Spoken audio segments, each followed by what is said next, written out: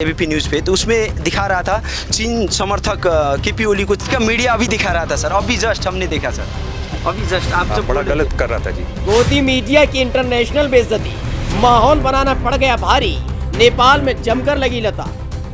आगे आगे गोदी मीडिया का बड़ा पत्रकार, पीछे पीछे नेपाल की जनता, जान बचाकर भागा गोदी मीडिया का एंकर। खुद को गिरता दे हाथ जोड़कर गिड़गिड़ाने लगा, अपने चैनल की खबर को बता दिया फर्जी। लाइव कर रहे थे ना सर एबीपी न्यूज़ पे, तो उसमें दिखा रहा था चीन समर्थक केपी ओली को चीन का समर्थन के आप लोग दिखा रहे हैं अभी स्क्रीन पे जो आप बोल रहे थे जिस टाइम। मैं देख नहीं पाया कि मैं तो लाइव में था। इसका मीडिया अभी दिखा रहा था सर, अभी जस्ट हमने देखा सर, अभी जस्ट आप जो बड़ा गलत कर रहा था जी।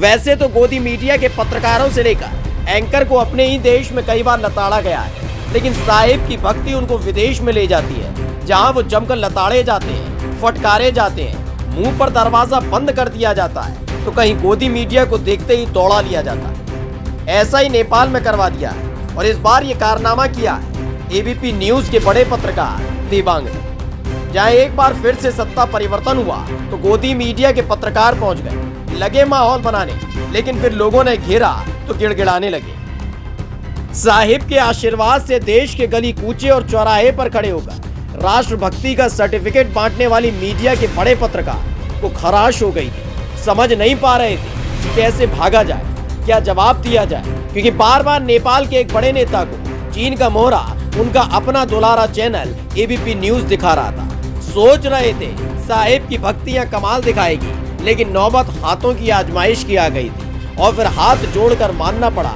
कि हाँ, हमारा चैनल फर्जी है, हमारा चैनल झूठी खबरें दिखाता है। लाइव कर रहे थे ना सर एबीपी न्यूज़ पे, तो उसमें दिखा रहा था चीन समर्थक केपी ओली को चीन का समर्थन के आप लोग दिखा रहे हैं अभी स्क्रीन पे जो आप बोल रहे थे जिस टाइम। मैं देख नहीं पाया कि मैं तो लाइव में था। ओली जी का अगर आप इतिहास देखें तो ये कहना शुरू में, अगर आप देखें शुरू से देखें तो ये नहीं कह सकते कि ये सब भारत विरोधी हैं या चीन पक्षी हैं, उनकी राजनीति। लेकिन आपका मीडिया अभी दिखा रहा था सर, अभी जस्ट हमने देखा सर, अभी जस्ट आप जो बड़ा गलत कर रहा था जी।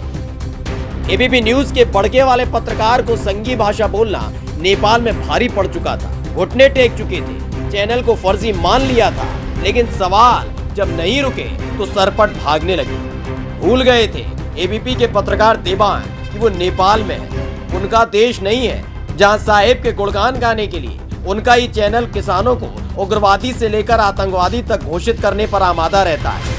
साहिब से एनर्जी टॉनिक पूछा जाता है और राहुल गांधी सर्दी में हाफ टी शर्ट में नजर आए तो अपने ही हिसाब से उसका आकलन किया जाता है। खैर, गोदी मीडिया के पत्रकार की इंटरनेशनल बेइज्जती का नेपाली अध्याय खत्म हुआ और बड़ी जान बचाकर नेपाल से वापस देबांग लौट आए। आपको क्या लगता है, झूठ और मनगढ़ंत खबर दिखाने की वजह से नेपाल में जो एबीपी न्यूज के पत्रकार के साथ हुआ बिल्कुल ठीक हुआ या गलत? अपना जवाब कमेंट करके जरूर बताएं और पेज को लाइक और सब्सक्राइब करना ना भूलें। Special desk the कंटा।